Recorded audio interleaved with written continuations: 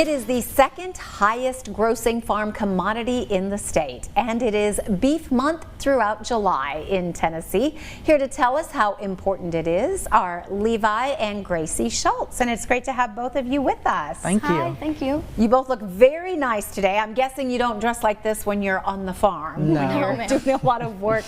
Tell me a little bit about, first of all, brother, sister. Let's start with you. Right. Tell me a little bit about the farm. So our farm, we started farming in about 2009, so just 2 years before I was born, and it's always been a great experience living on a farm.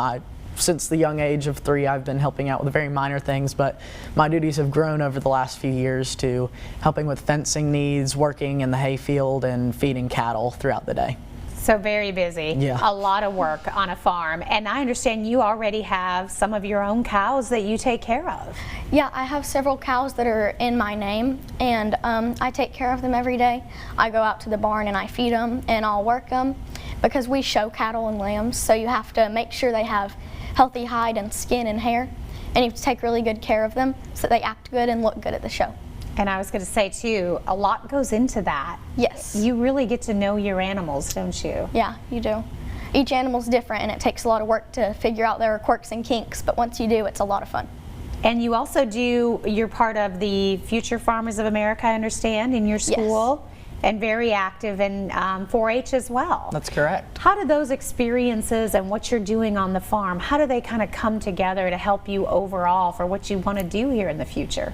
Absolutely. So I'll talk about the FFA side of things. So Future Farmers of America, it presents many wonderful public speaking opportunities throughout high school, and that really helps you with things like, for example, I want to go to law school and maybe be a lawyer and farm on the side, of course, but it just helps me correlate my thoughts into effective argument points and discuss things about agriculture, certain statistics and problems that face our industry.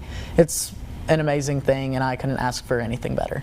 It's amazing how much you can do at such a young age and what you're learning on the farm and through school. Gracie, what have your experiences been like? Well, when I was young, like a little girl, I was very shy. I wouldn't talk to anybody new. But once I started doing 4-H and FFA and showing animals, you have to be very outgoing and talk to new people and public speak quite often.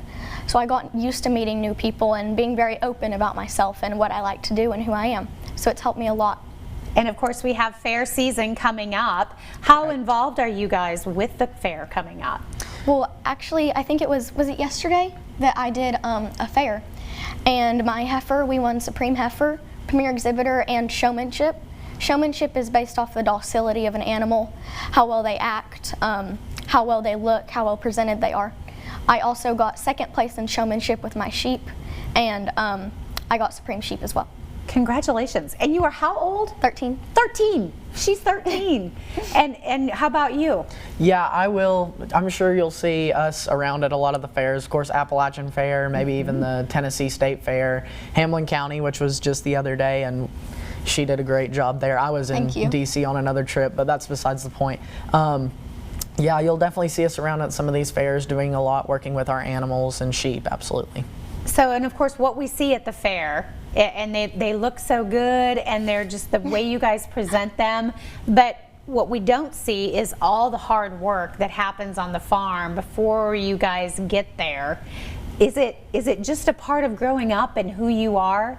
Yeah, I couldn't imagine my life without the animals. Like when my friends come over for sleepovers or parties, they're like, your house is so amazing, I love being with the animals. And I'm like, yeah, they're amazing. I'm so lucky to live on a farm. It's just an amazing experience. Yeah, I agree. How about you? Honestly, there are times that I forget that people don't live on a farm, because on a farm there's always something you can be doing to maximize your operation. But I oftentimes forget people don't live on a farm, so if there's people who just live in town, they might not have that thing to go out and do all the time, but it's a wonderful part of growing up. I couldn't ask for a better life at all. And of course, learning that work ethic, and we can certainly tell you both have that. Yes, thank you. Well, we want to give everybody some information. If you would like to learn more about the beef industry and the council, they've got great recipes, as this is Beef Month here in Tennessee. You can visit their website. That's tnbeef.org. And thank you both, Levi and Gracie, so much for joining us and sharing your story. Thank you. Well, thank you for letting us come.